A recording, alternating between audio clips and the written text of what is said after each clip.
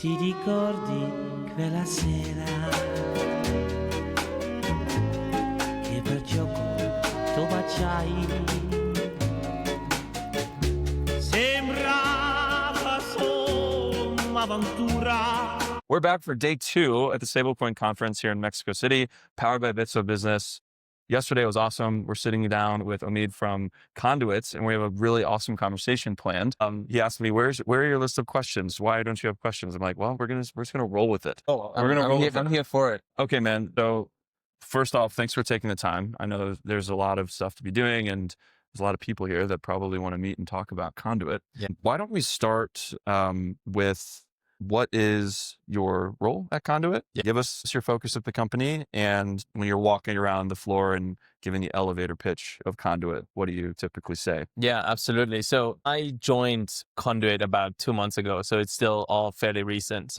I joined in the position or role of VP partnerships, and my previous background has been in crypto. I was with Robinhood for many years. It actually started, my first crypto experience was in 2018 while I was living in Beijing in China, and I was working for a very high growth mobility company, and they had this crazy idea of doing an ICO.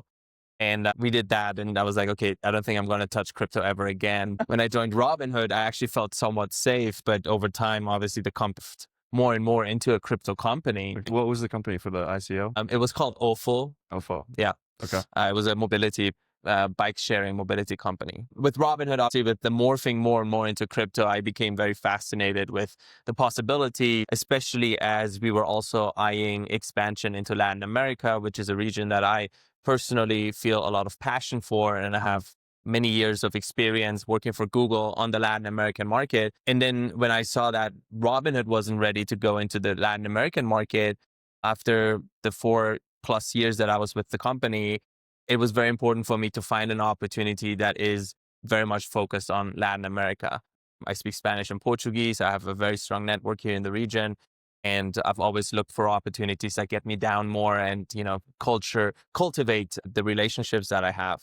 I joined Conduit specifically because of that. It felt like a very great match of, you have a company here that is fully cross-border, is really caring and investing deeply into the emerging markets, into the high.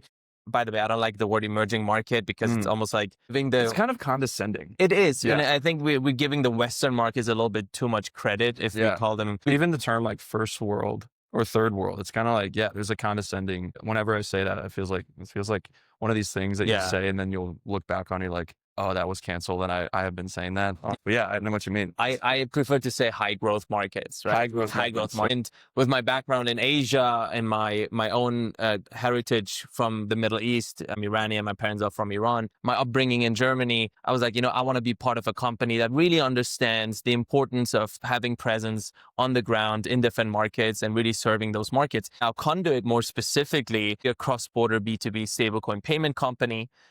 We have raised over $50 million from different investors, from crypto native investors like Dragonfly, and then obviously Coinbase Ventures, Circle Ventures, like the giants in the industry, all the way to fintech investors who are big believers in this space. We as a business, we're aiming at we're headed towards an annualized run rate of $10 billion of volume that we're processing. We have grown 16x in the past year. That's awesome. And I think really what helps us stand out is really two things. One is that we are very, very intent about having people on the ground in the markets that we want to serve and have these relationships right there. And for another, we're really investing in having a very strong network of banking partners. We at this point have 24 different banking partners around the globe that can help us serve those markets as closely as possible. So these investments in people, boots on the ground, as well as having one of the best banking stacks as a payment company, that's what has helped us kind of stand out in the market so far. It's amazing. So you have the capital. Everyone I've met at Conduit, I've met with some of the marketing folks, briefly met with Krill at Stablecoin. The team seems stacked. Your background coming from all of these high growth markets. Tell me, like, some of the themes that we've been talking about here is just like this region specifically in the context that stablecoins have within Latin America.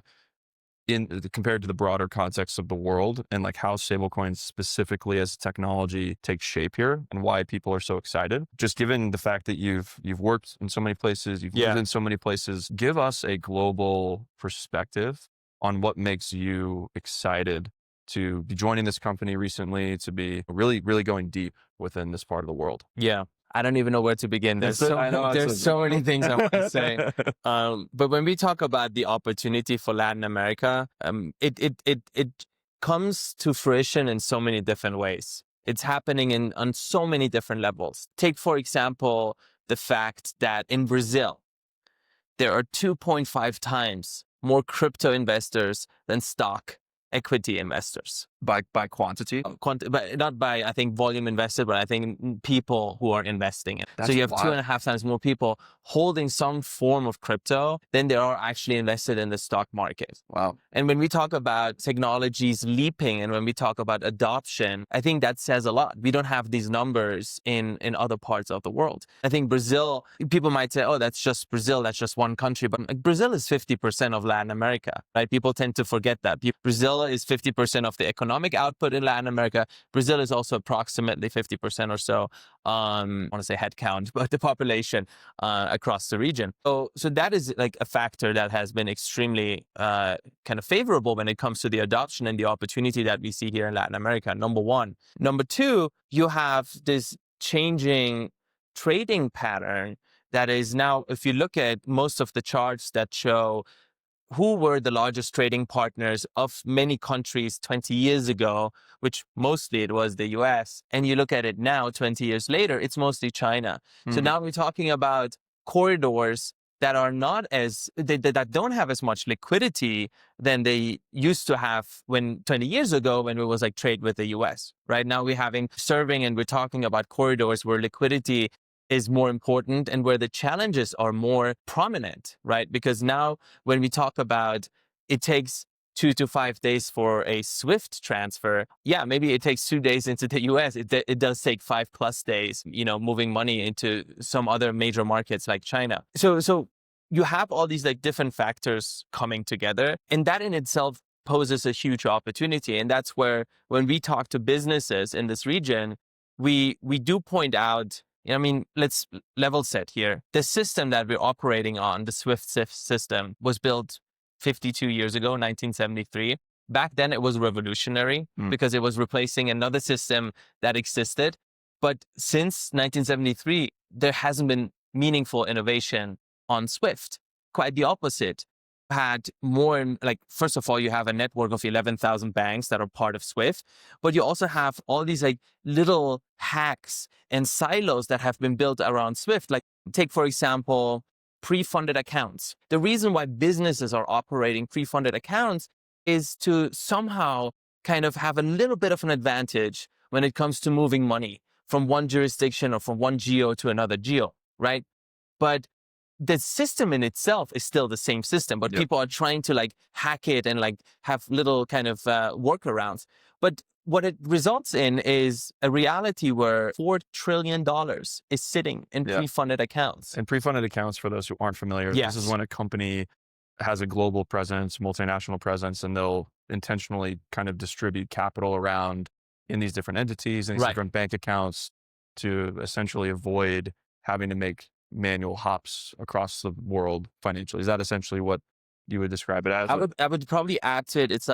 It's almost, if you know that at some point you have to take this step of moving money from here to there, you're trying to anticipate that by already having pre-funded that account so that the money is already sitting there, so that by the time you want to make that transfer, you have already taken one step out of the chain. Yeah. So if I'm a Brazilian business, import-export company, and I do business in China, having a Chinese bank or a Chinese pre-funded account with, local value in that part of the world is in this current SWIFT system, a little workaround to speed up the payment. Right. Now, because you mentioned China, I would probably call out just the sheer complexity of working with Chinese banks and having access to them as a non-Chinese registered company. So there's additional complexities there. But generally, yes. As I'm trying to oversimplify. Yes, but the point is true. Mm-hmm. Now, so that is kind of the reality that we have now, and that's why going to these businesses and going to these companies in Latin America and talking to them about, hey, the opportunity is to move money near instant and to do that at a fraction of a cost. The argument is like very compelling, and the interest and the curiosity is already there. I tell you, the banks that we talk to in the US, there's some that are very ready now, obviously also on the heels of the Genius Act. There's definitely a lot of banks that are ready, but there's also a lot of players that are still very hesitant. And they tell us a year ago, we would have not talked to you. Now, at least we're talking to you, and they're like very proud of that. And I'm like, it is a big step. It is a big step, but I also know it will still take another year or two, maybe for them to really get to the point of like, okay, now we're really ready to like, serve high growth markets and do that on stablecoin rails. Then you come to Latin America, and I talked about those numbers, right? And the appetite is just so much larger. And that's really what we're seeing in this market. So that was a long response. Yeah, that's great. I was like, bring us a little bit deeper into, I know you've 60 days roughly you've been at the company, but I'm getting the sense that you had prior conviction on the specific problem and the specific business model that Conduit is building here. What was it about Conduit specifically, in your opinion, from your background, from where you've worked, from where you've lived? Like, it seemed like a very intentional move at an intentional time to go work with Kirill and team there. Yeah. What was it about Conduit specifically that made the desire to work there really compelling for you? Yeah. Let me answer that by actually walking you through it, how it happens. Sure. Tell us the story. The story is, I'm a big believer in LATAM. Even when I'm not affiliated with any company, I try to spend as much time as possible here. I happened to be at Web Summit in Rio. I was advising, I had left Robinhood. I was advising different fintech and wealth tech businesses. One of them wanted me down in the region to help them build some more relationships in the market. So I was at Web Summit, and it just so happened that a friend of mine who is an investor, she said, you should look at Conduit. You should look at some of the other players in this market. This is a really, really interesting market. We're building our own thesis in this for this segment, but specifically she called out Conduit for just the intentionality they have about serving these markets. Not like, we're based out of the US and we have, relationships, but like, no, we actually have people on the ground. So my friend knew that I value these things. So she put me in touch with Kirill. It just so happened that the Conduit team and we were sharing the same hotel. And I gotta be honest, I had somewhat forgotten that I was supposed to meet the Conduit team at the conference because I was there with a different purpose. But when I saw them at the hotel breakfast, I'm like, oh, wait, you guys are from this company that I'm supposed to talk to. And they're like, you mean Kirill? I'm like, yeah. And he just came in that moment. And I said, let's find some time today. So we sat down, we talked.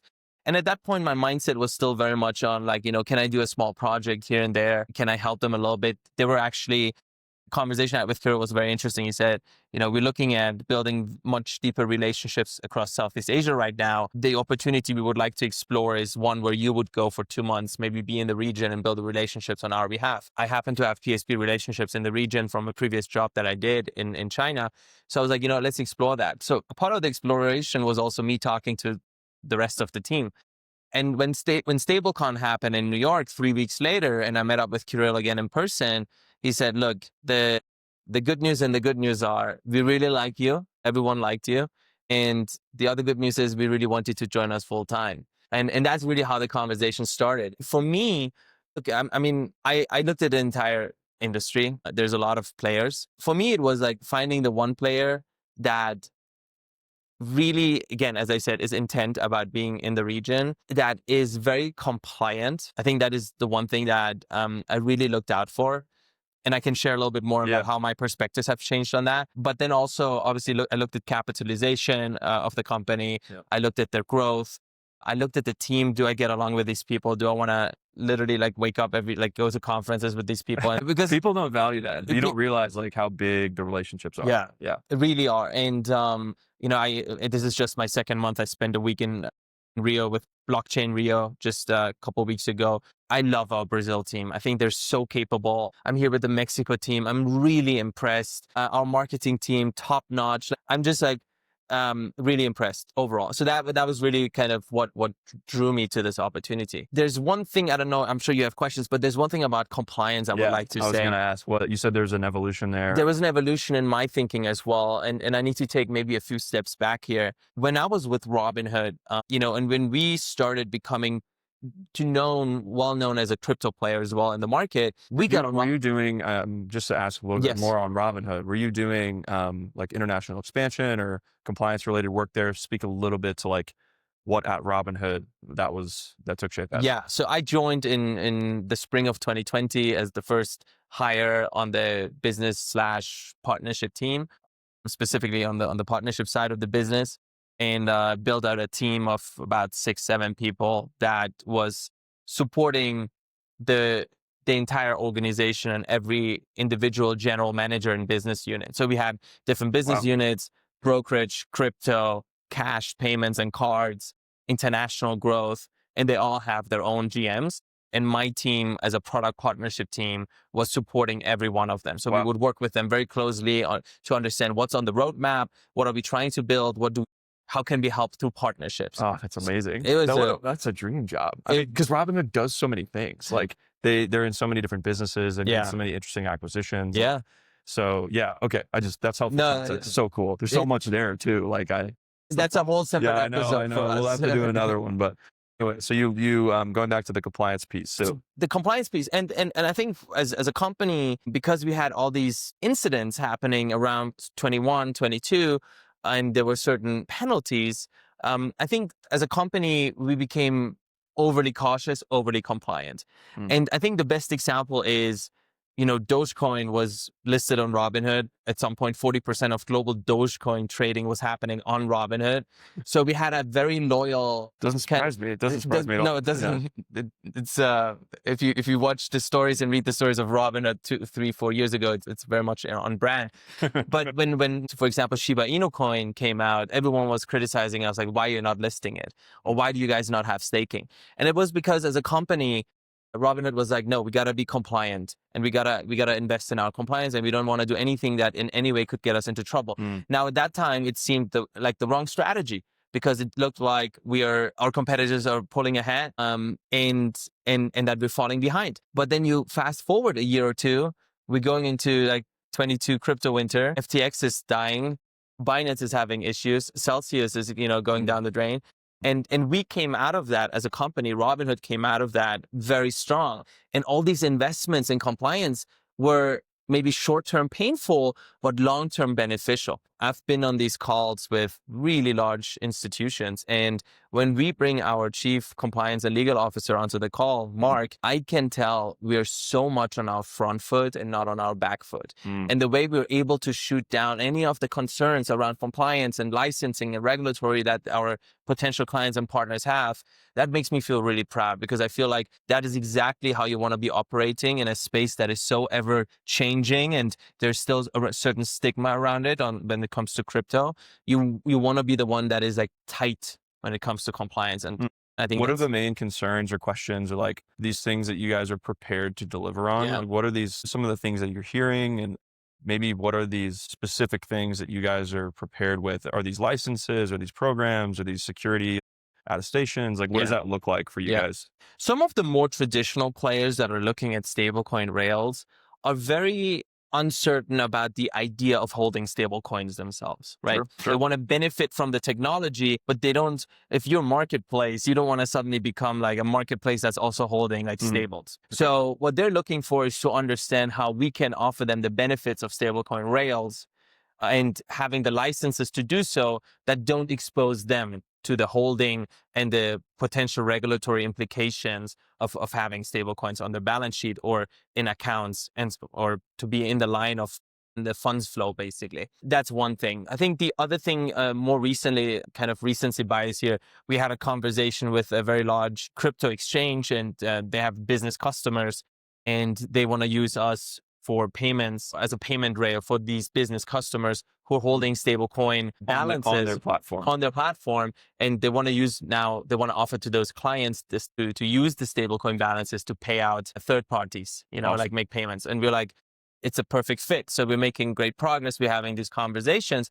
And then when we had a call with a legal team, there was a question of, if you are compliant already, because we are in the jurisdictions that we operate in, like, why are you also in the process of acquiring more licenses, right? Like, why are you still trying to get your Hong Kong license or your Mexico license and so on and so forth? And you gotta be very clear about, you can be compliant already, and you can still want to have those licenses to both be more compliant and more tight on that, but also to get yourself in a position where you can benefit economically.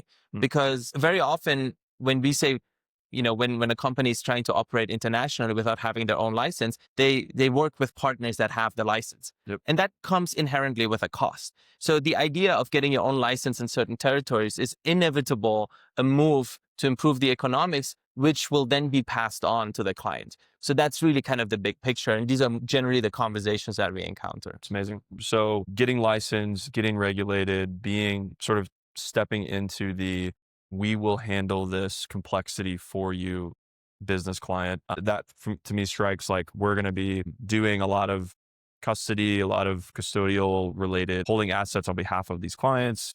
Maybe talk a little bit about the infrastructure itself, like the products. I'd love to know more around, let's just say this exchange says, hey, we're going to do this. We'd love to work with you guys. Practically, what would that take shape as? Like, is this something that they would kind of embed within their exchange, very behind the scenes? Like, maybe walk through how Conduit could take shape, or how it currently takes shape for existing clients. Yeah. So I think there's a kind of an infrastructure part of the response. I asked you 2 questions. Right. Products, give us some and of the client. Yeah. And then there's the client-facing part of the response as well. I think when it comes to the client-facing part, I think we are very proud to be offering both the possibility to integrate via API, but also have a web portal that we offer where you can log in and initiate the transactions that you want to do. So the companies that think of using us for themselves, usually they wouldn't necessarily do the API integration. The web portal is exactly kind of what they need. They go in, they log in, they make the transfers that they would like to do. I'm imagining those customer segments are probably a little different. Who would want that versus the API? Correct. And the API becomes relevant for those who,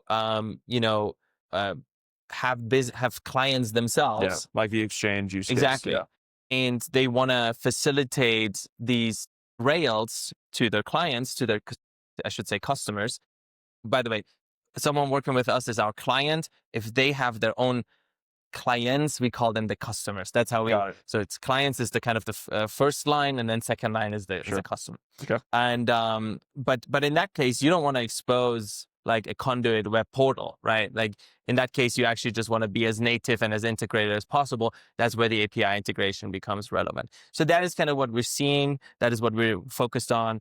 The adoption has been very positive and the feedback has been very positive. We're adding a lot of new features so that you can better track kind of the status of where your money is at and so on and so forth. And if there's say a question, if you're doing a transfer and there's a question from a bank, about additional information, you can very easily submit it and so on and so forth. So we want to, and this brings me back a little bit, this brings me now to the kind of how it works, product stuff. Exactly. Yeah. Behind the scenes, which is, we're a company with 20 plus, kind of 24 banking relationships. We want to be in a position where we can, smoothen this out for you, harmonize these different relationships with the different banks, and give you the opportunity to, kind of benefit from this network that we have built and do so smoothly. And that's really kind of where this connection comes in, because through our API or the web portal, that's kind of what you're interacting with.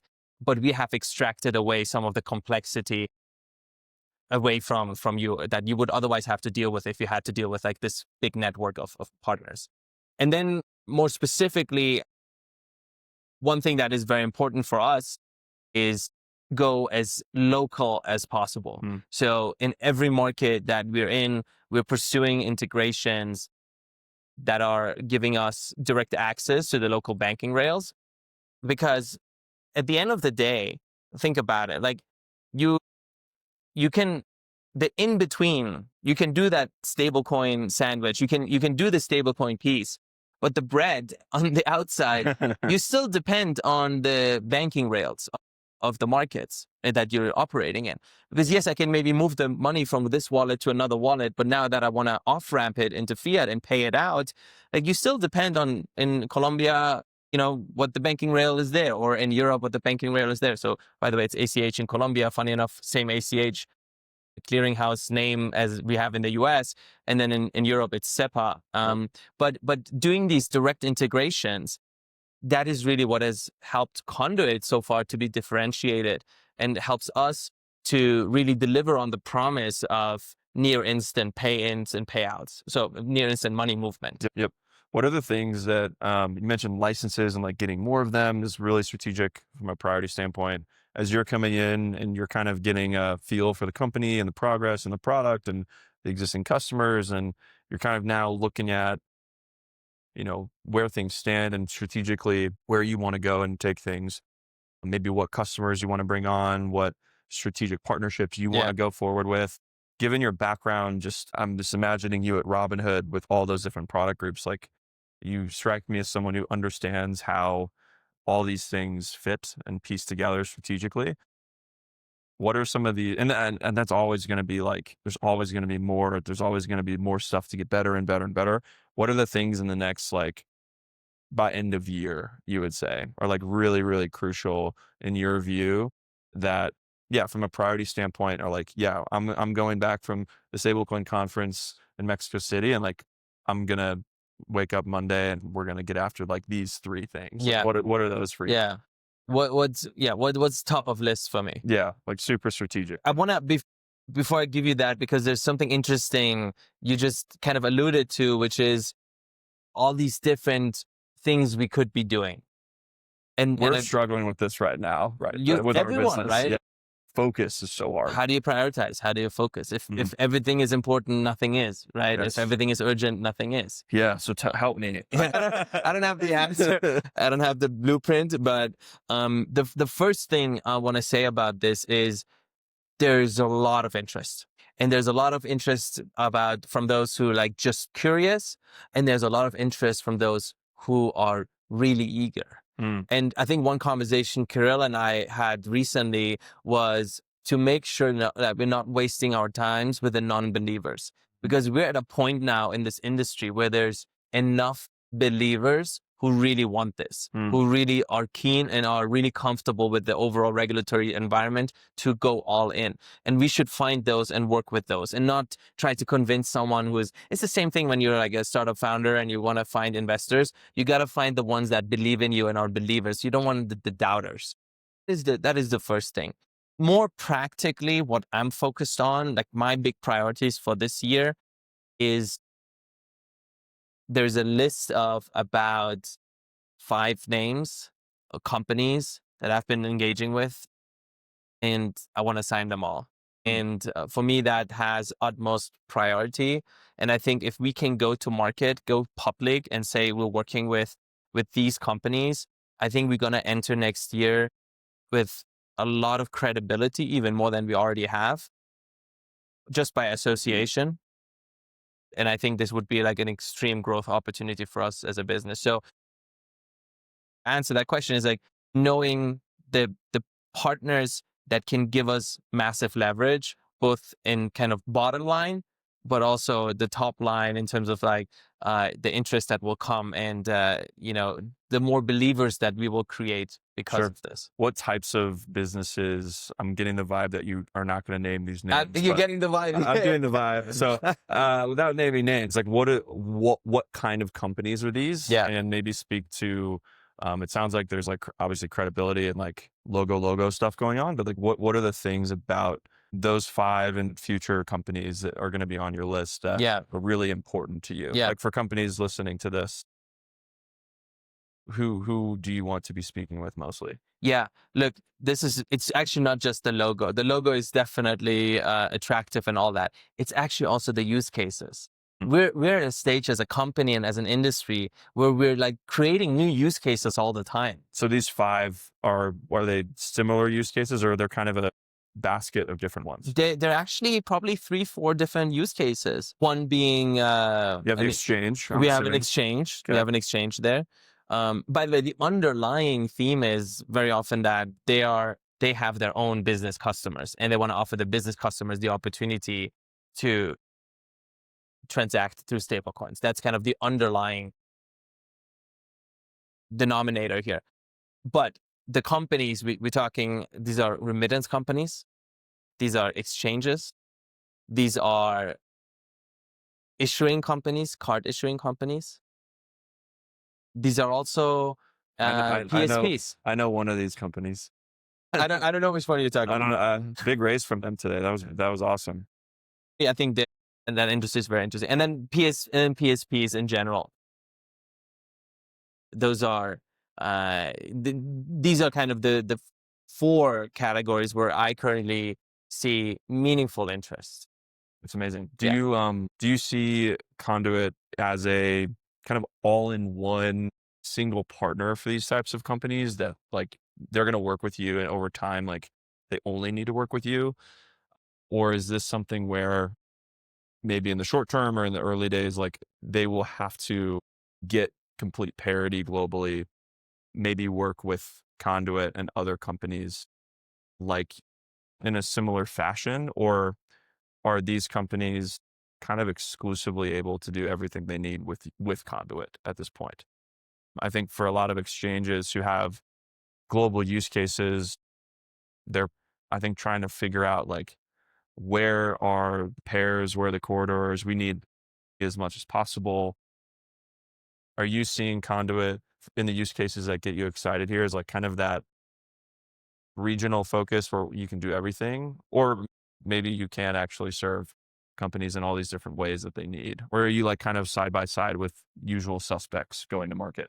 Look, I've talked about the direct integrations that we have into local banking rails. And in the markets in which we don't have those local integrations yet, we are able through our partnerships to serve 130 plus different markets. Now, what we find ourselves in is customers who are completely comfortable with this setup, where they say, you know, the rails and the corridors you're integrated in, these are great for us. For everything else, we're comfortable relying on your partners that are part of the offering that you have.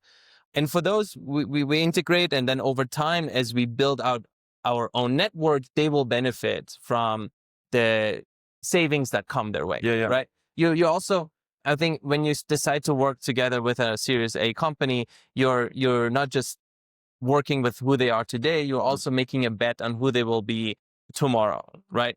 And I know that because that's how I chose partners on behalf of Robinhood, right? Who are you today? Who will you be tomorrow? Because we are also equally ever evolving. Now, there's other customers clients to whom the ability for local integrations or their expectations about how to be served in a specific corridor are so unique, where they might say, look, we want to work with you, but we want to work with you on these like 3 or 4 specific corridors. For these other corridors where maybe you don't have the coverage that we're looking for today, we're actually trying to find someone else. And that is completely fine for us. I think for us, the opportunity to start building that relationship and showing them what we're capable of is already a fair and very meaningful starting point in the relationship. And then as we expand and then have offerings in the corridors that they chose maybe someone else, I think you will very soon find yourselves like them saying like, you know what, like, let's just do it all together now that, you know, we had a good experience with you. And I'm saying this is based on the anecdotes that I've heard from our past clients. Yeah. I think of Robinhood personally as a customer of theirs, and just the way that I have grown with them as a user. I know you're not with Robinhood currently, but just so you think about their business and how it's grown and expanded. I have their credit card. I'm using their You have the credit card? I have their credit card. You have it. It's in my wallet. Like I have the retirement accounts now. And I didn't have that like in 2019 when I signed up to get my free stock with them or whatever. Can you believe it? But like, isn't that crazy? Yeah. I mean, they're, and I think for you guys, like at Conduit, there's this like really awesome, let's start here. Let's like, you know, these are the corridors you're really interested in. We can crush those. We're super deep there. And building these relationships over time where it's like, we can continue to expand as you guys grow. And I mean, it's a really awesome business model. I'm excited to catch up with you next year in 2026 to see which of those, you said 5 core customers, we'll have to see where you stand with that. Good luck with that. Thank you. Seems like a really exciting time for you guys. Thank you. It really is. It's great to see. People might be like, oh, it's a crowded place, and I'm like, it's a good thing. It's a good thing that we have all these players, because the pie is big enough. We're talking $150 trillion of cross-border B2B payments a year. So the pie is big enough, and it's good to see people being in this space, building in this space. I just hope that we will look back and say, there were no scandals, there were no mishaps, and I'm very excited to be in this industry, because with Robinhood, it always felt like we're making a bet. There were so many bets we were making. We didn't know if it was going to play out or not. But in this industry with Conduit, I know it's happening. Like, the writing is on the wall. The adoption is going to be there. So for all these businesses that we talk to, it's not a question of if, it's a question of when. And I think that is very exciting, because it's inevitable and it's coming your way. Yeah, but it's, as a person who's like having these conversations, knowing that it is a balance of knowing like, hey, this extremely valuable financial institution customer that isn't eager yet. Yeah. Maybe they're not ready, but they're also like, that maybe in 25 months or whatever, like, that's going to be a massive win. Yeah. It's like living in that tension of like, when do you really so yeah, I've struggled with that in the past. Like, I was at Coinbase, that was the biggest struggle. It's like, all these companies, where do you go when you want to think about exploring crypto? Well, you go talk to Coinbase Institutional. So it was always that, wow, this is an amazing, we can go back to Kirill and say, yeah, talk to this company, eyebrows are raising, but it's like, they're not going to do anything for 18 months at least. And it's just living in that tension. So thank you for the time. I'm eager, as someone who's been following the journey for you guys, I'm eager to just continue to follow the client wins, the partnerships, support you however we can, and appreciate you making the time. Thanks for giving me the opportunity to share our story. Cool, man. Thank you. That was Omid from Conduit. Ti ricordi quella sera che per gioco tu baciai? Sembrava solo un'avventura